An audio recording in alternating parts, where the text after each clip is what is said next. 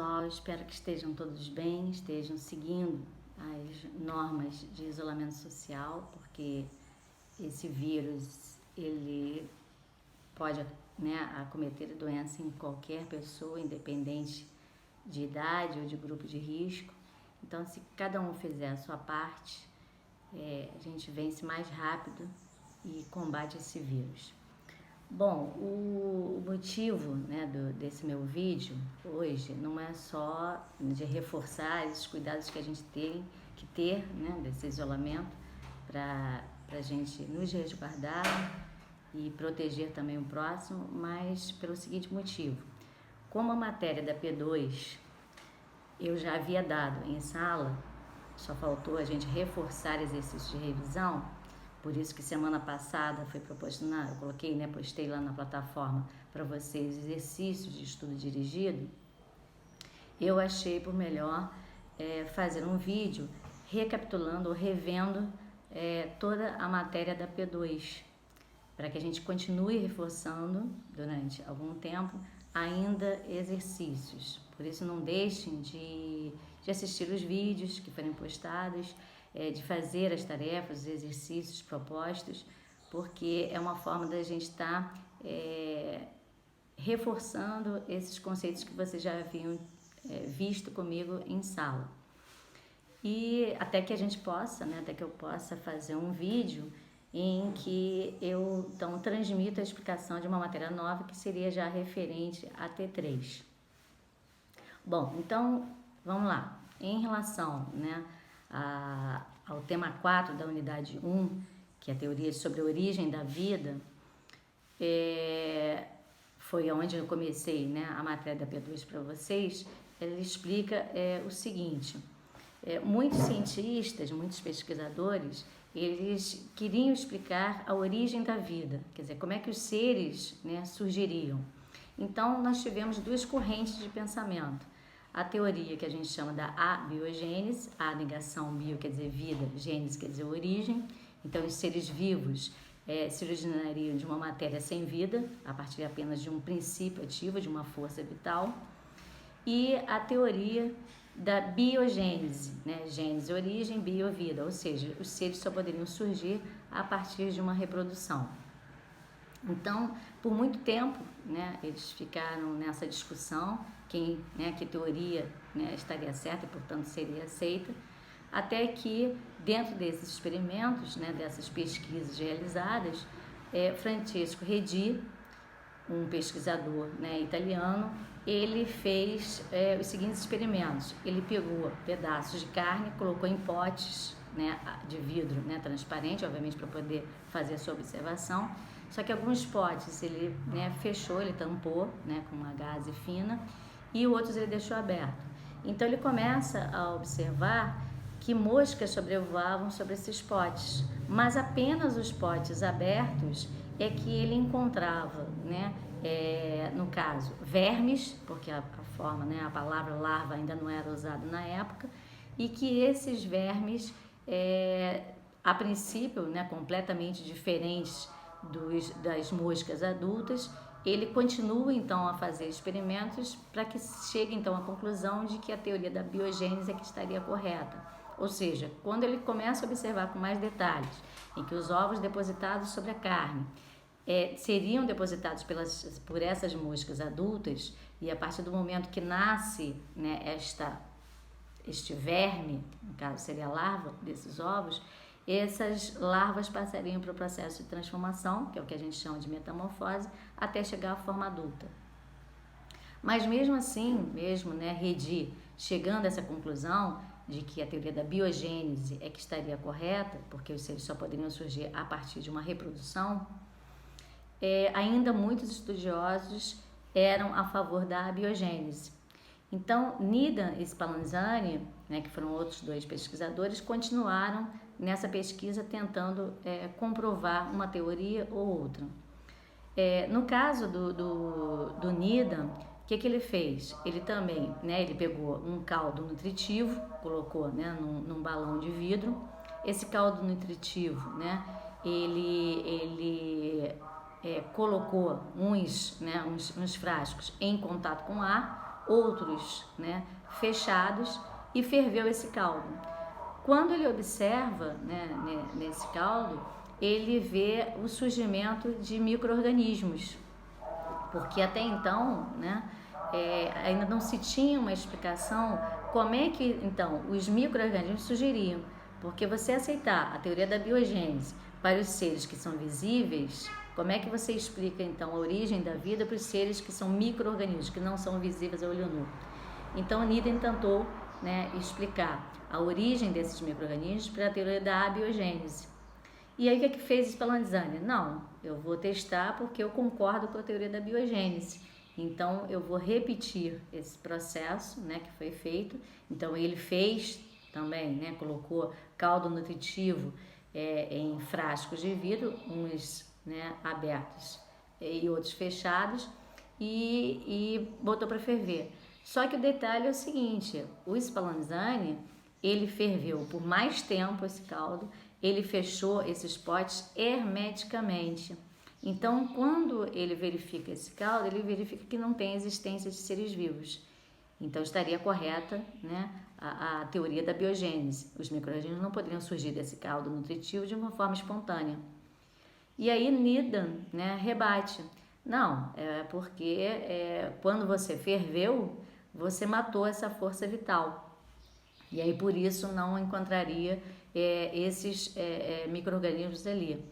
E aí, né, Niden, ainda sem conseguir comprovar totalmente, mesmo, né, abrindo esses frascos, e fica ainda por muito tempo essa discussão. Até que, finalmente, né, um outro pesquisador extremamente importante, que foi Louis Pasteur, em que era químico, né, inclusive, ele fez experimentos repetindo, né, esses experimentos. Então, ele pega um caldo nutritivo, bota num balão de vidro, esse caldo nutritivo ele será fervido, só que esse recipiente teria um gargalo em que ele encurva esse gargalo. Então, quando, né, ele ferve esse caldo e observa esse caldo, ele verifica que não tem a presença de micro-organismos. Por quê? Porque ele observa também que os micro-organismos que estavam presentes no ar ficaram retidos naquele dobramento do gargalo do recipiente. Tanto é que quando essa solução, né, esse caldo nutritivo que ele botou para ferver, resfria e ele examina novamente esse caldo nutritivo, ele verifica a existência de micro-organismos nesse caldo nutritivo. Por quê? Porque ao resfriar, aquilo que era vapor retido no gargalo volta à forma líquida e arrasta para dentro do recipiente esses micro-organismos. E aí, ao quebrar esse gargalo, ele também verifica a contaminação, ou seja, ele consegue derrubar essa teoria da abiogênese até, né, para os micro-organismos, em que ele verifica então que até os micro-organismos, para eles surgirem, eles precisam surgir a partir de uma reprodução, ou seja, um ser pré-existente se reproduz e dá origem a outros. Feito isso, quer dizer, com a teoria da biogênese, né, defendida, vieram dois cientistas, né, que foi no caso o Oparin e o Haldane, querendo explicar então como teria surgido o primeiro ser vivo na face da Terra. Então eles defendem, né, uma teoria que é a teoria da evolução molecular. O que é isso, né? Na Terra primitiva se tinha muitas atividades vulcânicas.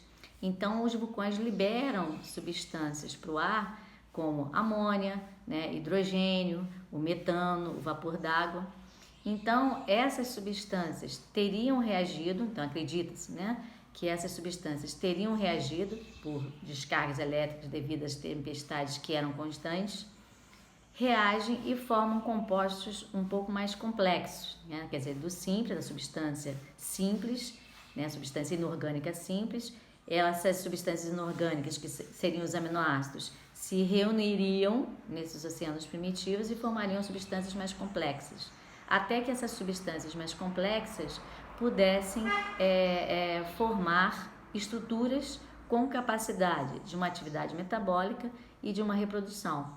Então, a partir daí, teria surgido o primeiro ser vivo, que provavelmente, né, seria uma bactéria, dentro da teoria, né, que eles defendiam, que é da evolução molecular, e essa bactéria, então, por condições atmosféricas, daria, né, oportunidade e capacidade de outros seres mais complexos, por evolução, virem surgindo.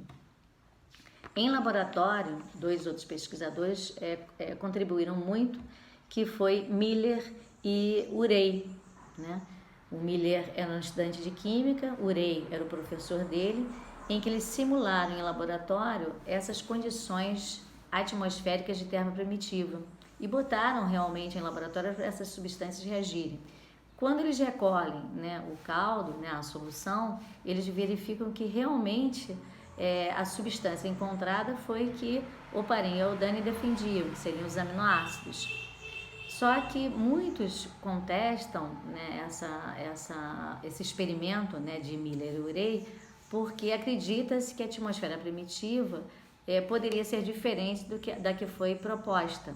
Mas como eles incentivaram essa pesquisa, né, a curiosidade, né, de saber finalmente o que se acontecia nessa atmosfera primitiva até formar o primeiro ser vivo, eles foram também de fundamental importância para a ciência.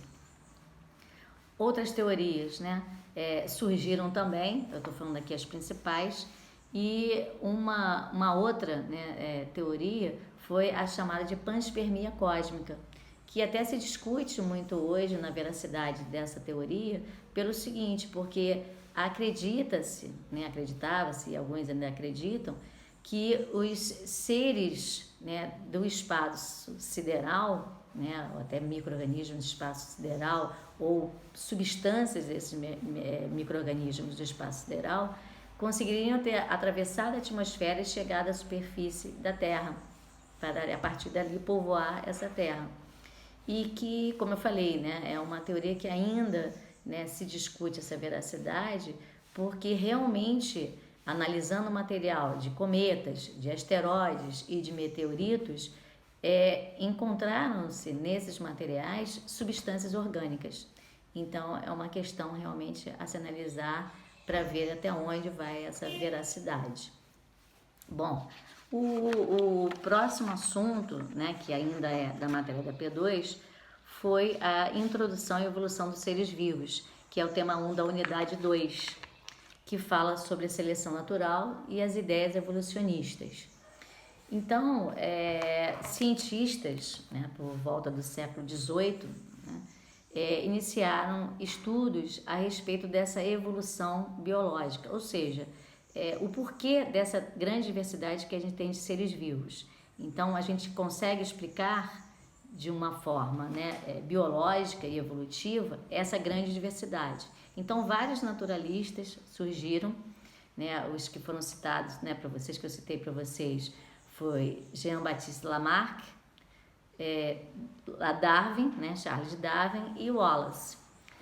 E aí, eles estudando, né, pesquisando sobre a evolução biológica, né, dos seres vivos, quer dizer, como é que esses seres vivos surgiram e evoluíram, né, principalmente pela evolução, Lamarck propõe o seguinte: ele acreditava, né, e propôs, inclusive, 2 leis. A lei que a gente chama de uso e desuso e a lei da transmissão das características hereditárias. O que quer dizer isso?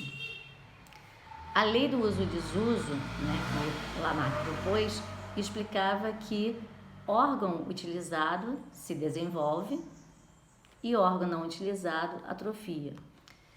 Característica adquirida, né, depois que o indivíduo nasce, poderia ser passada através das gerações. Ou seja, né, o erro, né, que Lamarck cometeu foi exatamente nessa transmissão de características, de achar que as características adquiridas são transmitidas através das gerações, e que não é isso que acontece, né?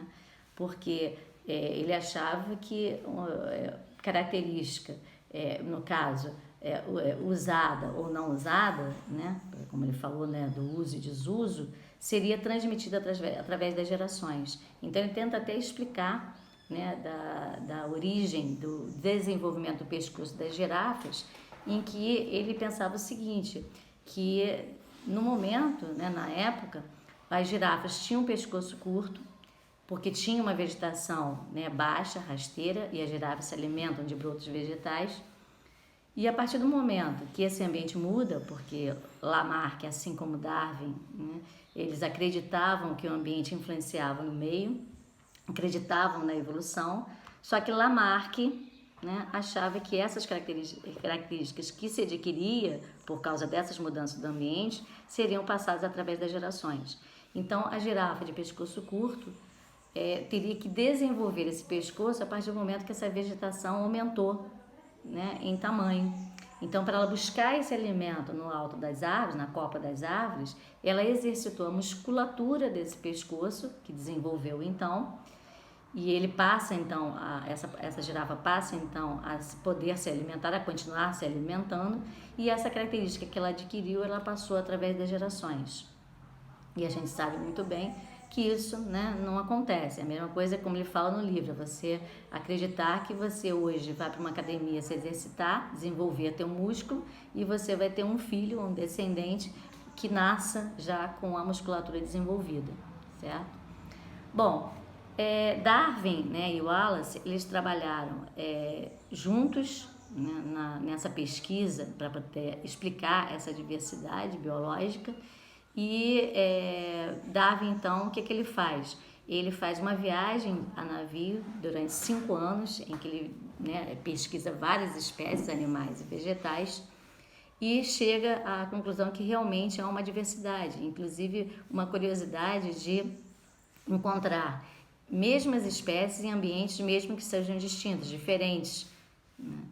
E aí ele observa essa diversidade, ele só não conseguia, né, explicar qual o processo que gerava essa diversidade, que a gente sabe hoje que é pela própria reprodução sexuada, porque os indivíduos que nascem de uma reprodução sexuada são geneticamente diferentes, então isso origina indivíduos, né, diferentes, mas ele não sabia ainda explicar esse processo, que é por esse processo que há a variabilidade genética, a variedade de indivíduos. Mas, né, ele, nesse estudo, né, de 22 anos de estudo, ele chega à mesma conclusão que seu amigo Wallace, que era um outro pesquisador, e que ele começa a verificar que, na verdade, a natureza é que determina a existência das espécies. Ou seja, ele determinou que as espécies elas vão apresentar adaptações de acordo com esse ambiente, né? Ou apresentar adaptações ou não. Então ele propõe, né? Ele verifica, inclusive até publica livro, porque ele chegou à mesma conclusão que o Wallace, do que se diz a seleção natural. Então o que diz a seleção natural? Que todos os seres vivos, né, que possuem características vantajosas tendem a permanecer, chegar a uma idade reprodutiva e, através da reprodução, deixar descendentes com essas características vantajosas. E realmente a seleção natural, ela age, né, em todas as espécies, né, sejam indivíduos geneticamente iguais ou geneticamente diferentes. Mas você tem que observar o seguinte, quando são indivíduos geneticamente iguais, essa seleção não é tão incisiva, né? Porque se um indivíduo não foi capaz de resistir às condições do ambiente, nenhum mais será. Ao passo que quando você tem indivíduos geneticamente diferentes, que gera, né, essa variabilidade genética, a seleção natural ela é mais rigorosa, porque ela vai fazer uma seleção maior. Ou seja, aqueles que têm uma adaptação, que tem características adaptativas, né, vantajosas de sobrevivência, de reprodução e sobrevivência, tendem a permanecer no ambiente e, a partir da sua reprodução, passar essas características vantajosas aos seus descendentes. Ele dá, no livro, né, de vocês, dá inclusive um exemplo de, por exemplo, bactérias, né, que você foi acometido, seu organismo foi acometido e você está usando um antibiótico.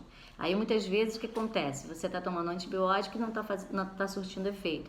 Então as pessoas comumente falam o seguinte, é porque meu organismo se acostumou, ou as bactérias se acostumaram com isso, né? Ou criaram resistência. Então isso não existe. Existe sim o contágio de uma variedade que já existe, né, de espécie, e o remédio que você estava usando, esse antibiótico que você estava usando, só exterminou os indivíduos que eram sensíveis à química desse remédio. Quem era resistente, os indivíduos, as bactérias resistentes, permaneceram no seu corpo e mantiveram os sintomas. Por isso a necessidade de você trocar esse antibiótico. Tá? Então, o indivíduo ele já nasce, né, com as características em que ele herda, né, através do material genético, e essas características podem ser vantajosas ou não. Então, não é o ambiente que tem que mudar em função do ser. É o ser que tem que acompanhar as modificações constantes do ambiente. E aí cabe a ele estar adaptado ou não. Por isso que no tema 2 a gente fala das adaptações, né? Tema 2 do livro, né, de vocês. Em que caracteriza uma adaptação, né? Essa adaptação, ela exerce uma função específica de proteção, né, de você ter características de poder buscar um ambiente para poder se alimentar, para poder se abrigar, a busca pelo parceiro na época da reprodução é uma outra característica, né? A adaptação é aquilo que foi selecionado pela natureza, são características que você possui e que o ambiente é que seleciona, né? O que é vantajoso para que isso permaneça na espécie e possa se repetir através das gerações futuras. E com isso determinar, né, outra característica das adaptações, que a gente define, né, como adaptação, é dela permitir, né, essa adaptação permitir que o indivíduo tenha um sucesso de sobrevivência, uma capacidade maior de sobrevivência e um sucesso reprodutivo. Aí ele dá exemplos de adaptação, né, como eu falei para vocês. Então, por exemplo, a gente tem o mimetismo, que é a espécie, né, ela desenvolver, ela possuir uma característica em que seja semelhante ao de uma outra espécie. Ele dá o exemplo no livro, né, de duas espécies de borboletas em que todo o desenho da asa, a coloração, são extremamente semelhantes, não são iguais, mas são muito bem parecidas. Mas uma, né, desenvolve uma substância tóxica, que o predador, né, quando atacá-la, vai rejeitar, e a outra não. Mas quando o predador ele observa, né, essas duas espécies que têm uma semelhança muito grande, isso o confunde, então ele rejeita as duas. E a borboleta que não produzia substância tóxica fica protegida desse predador. Então isso é que é o mimetismo, é ele ter uma característica que seja semelhante à de uma outra espécie para ele poder se proteger. O outro exemplo foi a camuflagem, né? O indivíduo possuir características em que ele possa se esconder nesse ambiente porque ele imita esse ambiente. E aí, finalmente a gente viu, né, nós paramos nos exemplos de adaptação entre plantas e animais, né, porque como eu falei, é o ambiente que seleciona esses indivíduos com características vantajosas. Então, em relação aos animais, se ele vive, né, um animal que vive num ambiente de escassez de água, ele vai fazer de tudo, quer dizer, ele vai possuir características que evitem a perda excessiva de água por transpiração. Então, ele vai ter uma pele mais grossa, né, ele vai ter uma urina mais concentrada. Em relação aos animais de clima frio, ele vai ter uma camada grossa de gordura para funcionar como isolante térmico, ele tem mais pelos, né, para proteger dessa temperatura que é muito baixa, o processo da hibernação, que ele tem que acumular energia, então ele fica recolhido por um tempo, porque vai faltar alimento e ele precisa tirar desse alimento a energia. A migração, né, em que os animais vão buscar um espaço, né, num outro lugar em que ele encontre melhor abrigo, um ambiente mais favorável até em relação à temperatura e mais alimento. E em relação às plantas, né, mesma coisa, as plantas que vivem, por exemplo, num solo que é movediço, né, num solo movediço, como as plantas de mangue, elas precisam, né, estar adaptadas a esse ambiente, porque se elas estão ali é porque elas têm características para isso, né, para sobreviver ali. Então, o que elas podem fazer? Né, algumas têm as raízes que saem acima do solo, a partir do caule, né, acima do solo, para poder se adaptar a esse solo que é movediço. Então, além de aumentar uma área de base, dá mais segurança para que ela possa ficar nesse solo que é instável.